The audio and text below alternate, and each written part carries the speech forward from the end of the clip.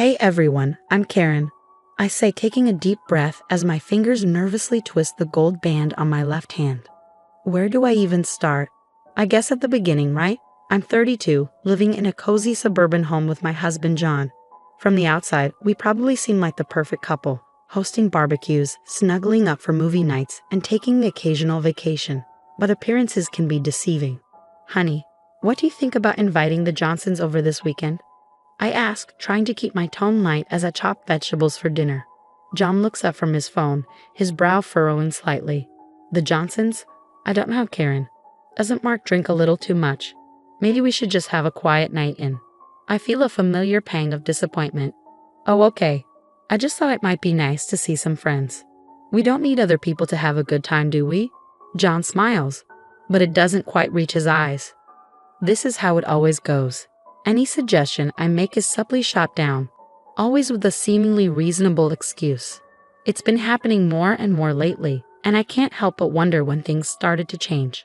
I remember when John and I first got married, he was so supportive, always encouraging me to chase my dreams.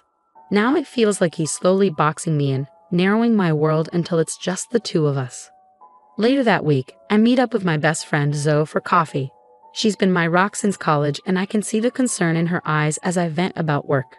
I've been thinking about applying for that marketing position at Tech Innovations, I say, stirring my lie absently. Zoe perks up. That's amazing, Karen. You'd be perfect for it. I smile weakly. Yeah, but I'm not sure if John would be on board. He thinks I'm already working too much as it is. Zoe's face falls slightly. Karen, can I ask you something? Do you ever feel like John is holding you back? Her question hits me like a ton of bricks. I want to deny it, to defend him, but I can't find the words. Instead, I change the subject, asking her about her new puppy. As I drive home, Zoe's question lingers in my mind. Is John holding me back? That night, as we settle in for our usual TV marathon, I decide to broach the subject. So I was thinking about applying for a new job. I say, watching his reaction carefully. John's jaw tightens slightly. What's wrong with your current job? Nothing's wrong. I just think this could be a great opportunity for growth. Karen, you know how demanding new jobs can be. We hardly see each other as it is. Maybe it's not the right time. And there it is again, the subtle manipulation wrapped up in concern for our relationship. A familiar mix of frustration and guilt washes over me. As I lie in bed that night, staring at the ceiling, I wonder, when did I start second-guessing every decision? When did John's opinion become the deciding factor in my life choices? I love him, I really do, but I can't shake the feeling that something needs to change. I'm just not sure I'm ready to face what that might mean. Guess who just landed an amazing job at Tech Vision? I burst through the front door, practically bouncing with excitement. John looks up from his laptop, his expression a mix of surprise and something else I can't quite place. You got the job. That's great, honey. It's more than great, John. This could be a game changer for us. The salary is fantastic, and there's so much room for growth. Well, congratulations. I hope it doesn't interfere with our plans too much. I feel my smile falter slightly but push through. It won't, I promise.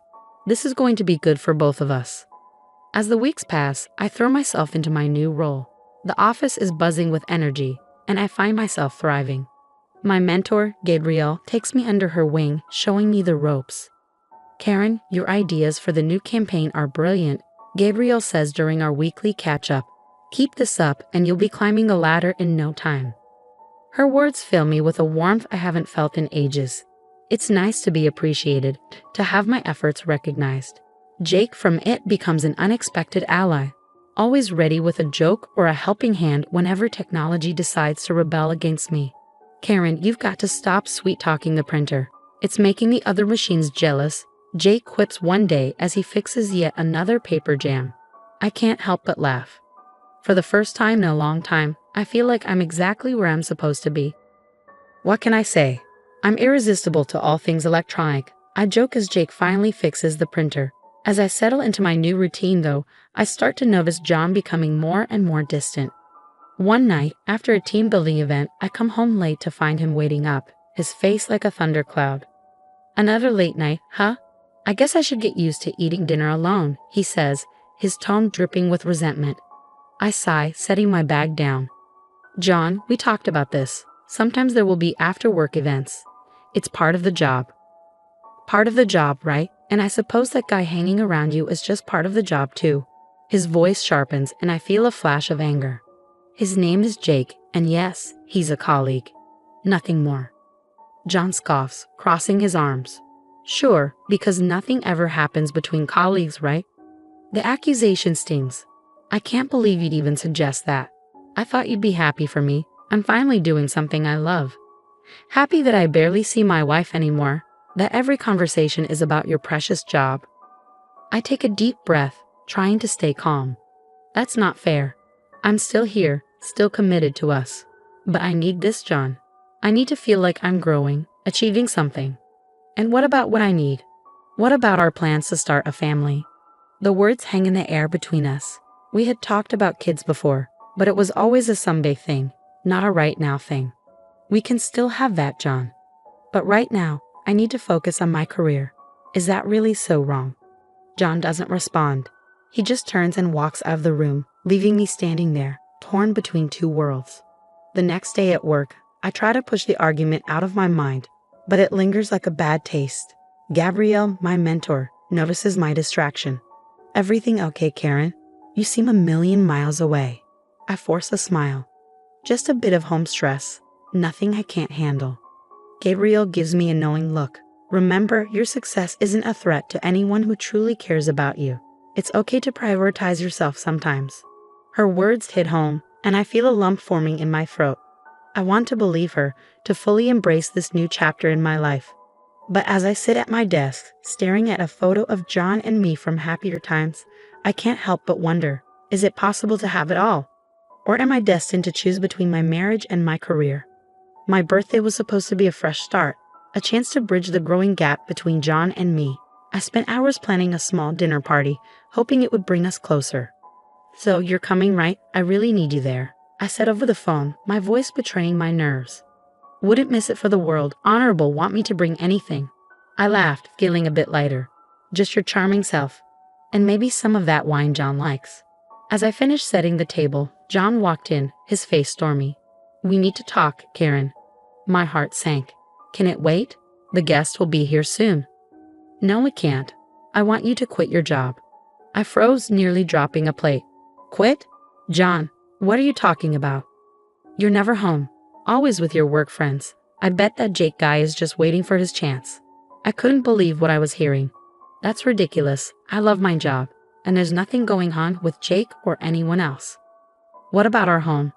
When's the last time you cooked a proper meal, or did the laundry?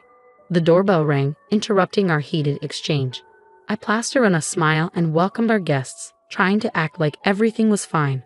But as we sat down to eat, the tension was unbearable. Zoe kept shooting me concerned glances while Gabrielle tried to keep the conversation flowing. Karen's been doing amazing work, Gabrielle said with a smile. We're lucky to have her.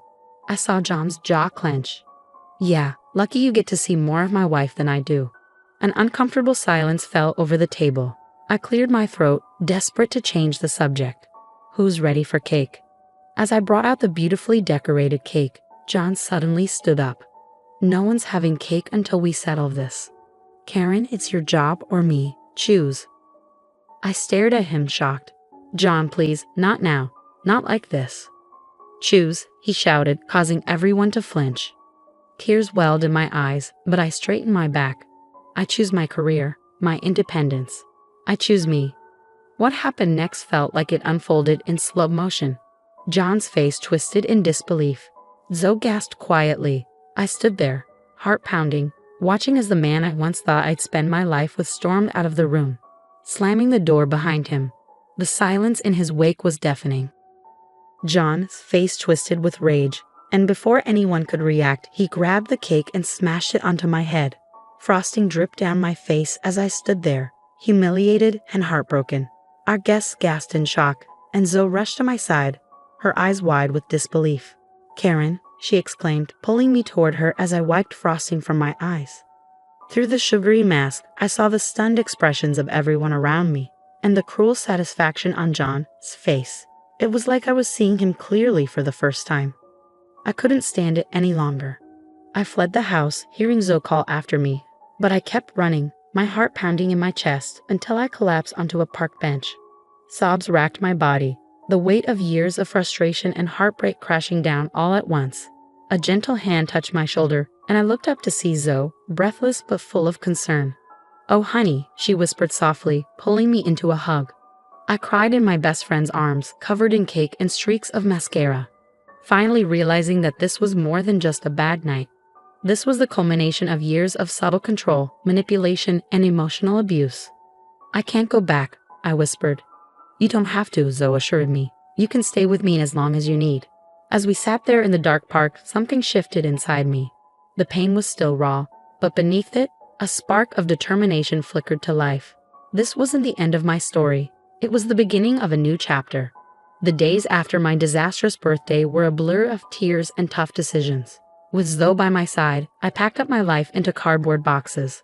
"You're doing the right thing, Maddie," Zoe reassured me as we loaded the last box into her car. I nodded, taking one final look at the house I once called home. "I know, it's just hard."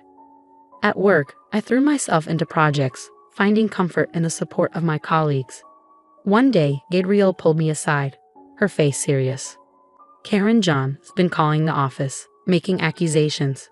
My heart sank. "What kind of accusations?" "Nothing we believe." "Honey, we've got your back." True to her word, the company stood by me, and as John's lies fell apart, I began to find my footing again. I thrived in my work, my confidence growing as I rebuilt the pieces of my life. News of John trickled in over time. He had lost his job, alienated his friends. Then, one evening, I received a call from a mutual acquaintance. "Karen, thought you should know, John's been arrested for a DUI." I felt a complex mix of emotions, sadness, relief, a twinge of guilt, but mostly, I felt free. Later that night, I sat on Zoe's balcony, looking out at the city lights. I thought about the woman I was a year ago, trapped in a toxic marriage, and the woman I had become, strong, independent, surrounded by genuine love and support. My journey hadn't been easy, but it had led me here, to a life full of possibilities. As I sipped my tea, I made a silent promise to myself, to never again dim my light for anyone, and to always choose my own happiness. The future stretched out before me, bright and full of promise, and for the first time in a long time, I couldn't wait to see what it held. That's the end of my story.